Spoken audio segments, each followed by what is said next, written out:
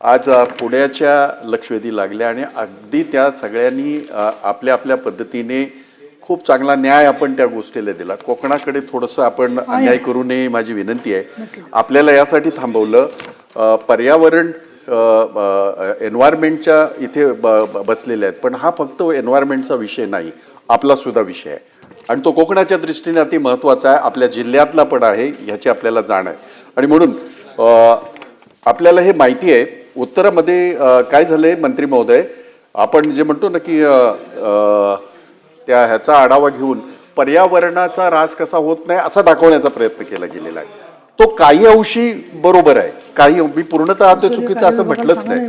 त्यातला मुख्य गाभा जो आहे या लक्षवेधी इथे आणण्याचा मुख्य गाभा असा आहे आणि म्हणून मी त्यांना विनंती केली आपण थांबा, ते स्वतः इंडस्ट्री मिनिस्टर आहेत, कारण हा दोघांचा प्रश्न आहे.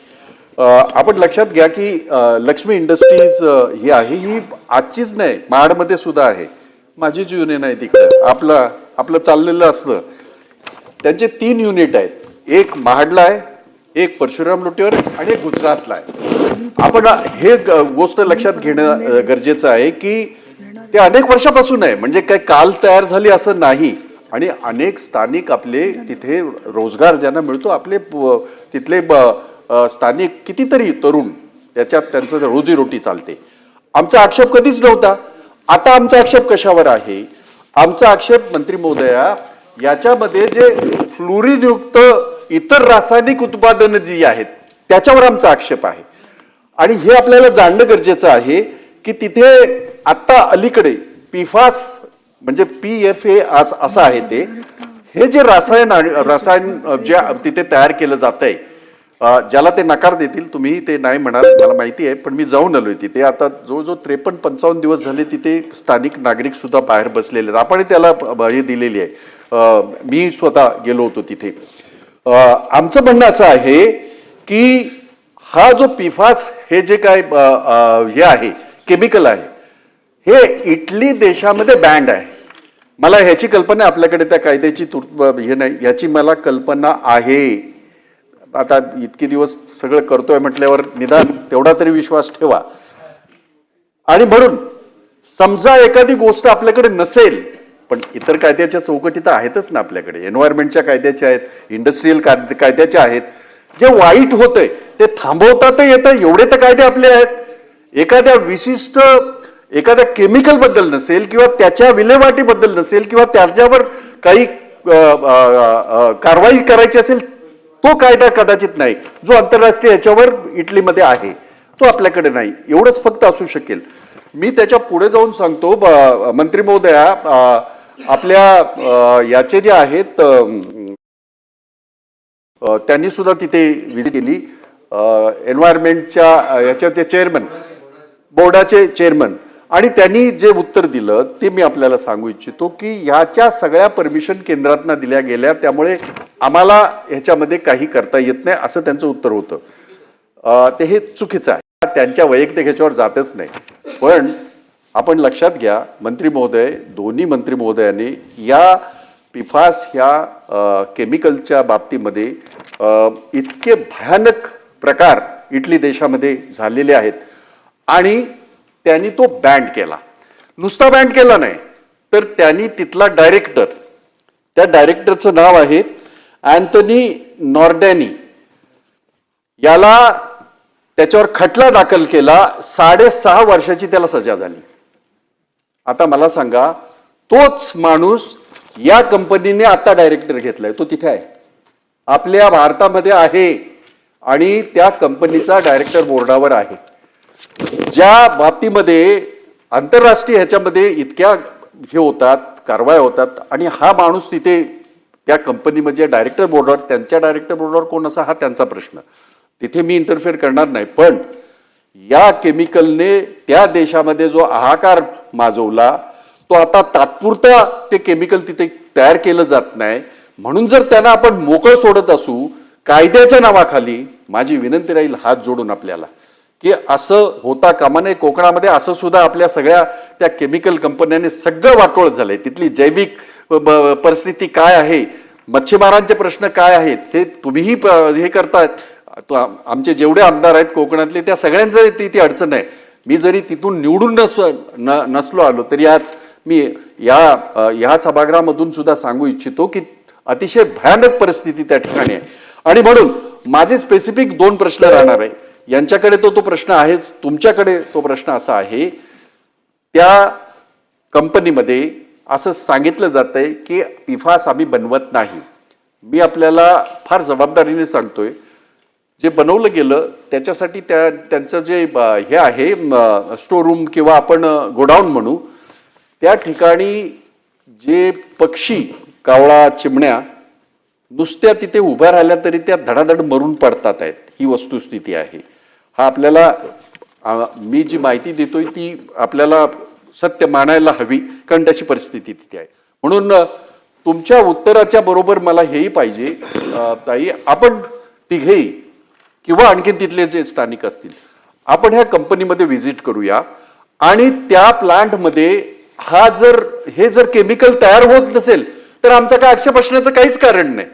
परंतु तिथल्या नागरिकाने जेव्हा 55 दिवस ते त्या ठिकाणी बसलेले आहेत, ही गोष्ट तितकीच गंभीर आहे. कोण बसले ह्याच्यापेक्षा हे प्रॉडक्ट जे आहे ते इतकं घातक आहे. तिथल्या कामगारांच्या जीवाचा प्रश्न आहे. आणि म्हणून माझी आपल्याला विनंती राहील की एकतर मला उत्तर ताई आपल्याकडनंही पाहिजे, आणि जर आपण थोडंसं याच्यामध्ये लक्ष घातलं तर इंडस्ट्रियल मिनिस्टर, तर ह्या गोष्टीचा काहीतरी उत्तर निघेल आणि त्याचा काहीतरी मार्ग निघेल.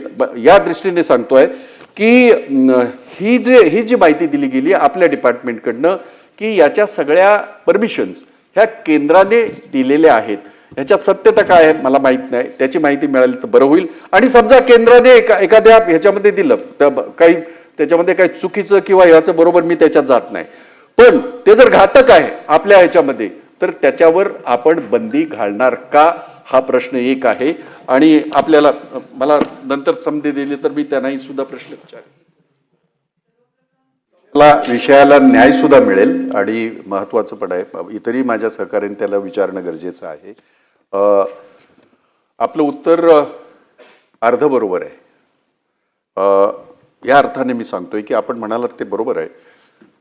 आपल्या उत्तरामध्ये तुम्हीच सांगताना सांगितलं की याचं विघटन होत नाही आणि हा शरीराला घातक आहे. हे माहीत असताना परमिशनच कशी दिली गेली, हा माझा प्रश्न राहील. जेव्हा आता हे काय आकाशातनं पडलेलं नाही ना, जगभर कुठेतरी हे केमिकल हेच केलं जातं आणि जिथे मोठ्या प्रमाणात होतं तिथे जर बॅन झालं म्हणजे काहीतरी कारण आहेत त्याला. मग अशा वेळेला जितकं ते तयार झालं, समजा 37 मेट्रिक टन झालं असेल, 100 मेट्रिक टन झालं असेल, जे काय तयार झालं त्यावेळेला आपल्या लक्षात आलं, मग त्याचं विघटन होत नाही हे माहीत असताना मग त्याचं यांनी सोडलं असेल कुठे, याचा वेस्टेज कुठे गेला असेल. ज्या पद्धतीने आपल्याकडे गाईडलाईन आहेत त्या काही तशाही पाळल्या जात नाहीत. आज आपण त्या तिकडच्या जर नदीमध्ये पाहिलं, तिथल्या जवळपासच्या ह्याच्यामध्ये पाहिलं तर तिथे भयानक परिस्थिती आहे.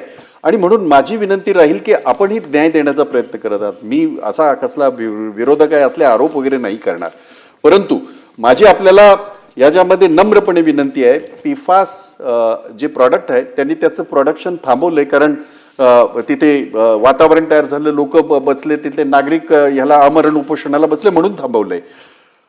आपण तात्काळ असा निर्णय घ्याल का की हे जे तुम्ही याचं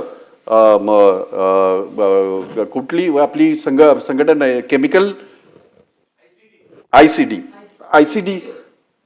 जी इन्स्टिट्यूट आहे त्याच्या 2 महिन्यामध्ये तुम्ही रिपोर्ट मागवलेला आहे, तोपर्यंत त्यांनी कसल्याही प्रकारचं ते प्रोडक्शन करता कामा नये.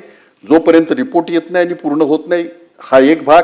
आणि दुसरा माझी विनंती आपल्याला अशी राहील, आपण अनेक ठिकाणी आपण स्वतः गेलेले आहात म्हणून माझा आग्रह आहे, इंडस्ट्रियल मिनिस्टरांना सुद्धा आग्रह आहे, आपण तिथे जाणं गरजेचं आहे. हे का जबाबदारीने सांगतोय म्हणून मी त्या ह्याचा उल्लेख केला, जिथे त्यांनी हे स्टोअर केलंय तिथे म्हणजे पक्षी सुद्धा मरून पडलेले आहेत. ही वस्तुस्थिती आहे, ही वस्तुस्थिती नाही. मी स्वतः येतोय म्हणालो, मी स्वतः येतोय म्हणालो आणि मी असं म्हटलं नाही की तुम्ही जाऊन बघा. आणि म्हणून माझी विनंती ही सुद्धा राहील, काय होतंय की हा जो काही तिथे जो हे तयार झालेला आहे, लोकांचा जो प्रश्न तयार झालाय, भावनात्मक प्रश्न तयार झालाय, त्यासाठी आपण जर सगळे माझ्यासहित ते सुद्धा जर इंडस्ट्रियल मिनिस्टर आले तर आपल्याला तिथे, कारण ते आतमध्ये कुणाला येऊ देत नाही. मी स्वतः गेटवर गेलो होतो आणि मी त्यांना विचारलं, म्हटलं आम्हाला नुसतं दाखवा. आणि संशय कुठे झाला, हा माणूस ज्याला 6.5 वर्षाची सजा झाली इटलीमध्ये, तोच माणूस डायरेक्टर म्हणून तिथे आहे. आणि म्हणून तो संशय जास्त आहे. आणि त्याच्यामुळे जे तयार झालेलं रसायन आहे जिथे तिथे स्टोअर केलेलं आहे तेही घातक आहे. आणि म्हणून आपल्याला हाही माझा प्रश्न राहील की जोपर्यंत या संस्थेचा निर्णय येत नाही, अहवाल येत नाही, तोपर्यंत त्यांनी कुठल्याही प्रकारचं ते प्रॉडक्ट चालू ठेवता कामा नये, नंबर 1. आणि नंबर 2, आपण तिथल्या लोकांचा उद्रेक लक्षात घेता आपण सगळे, माझी तयारी आहे, आम्हाला बोलवलं तर चालेल, माझी पहिली तयारी आहे आणि सगळ्यात पहिला मीच जाईल. त्यांची तयारी आहे, तर ते होईल का? टाइम्स डिजिटलला लाईक करा, शेअर करा, सबस्क्राईब करा आणि बेल आयकॉन दाबायला विसरू नका. Times digital.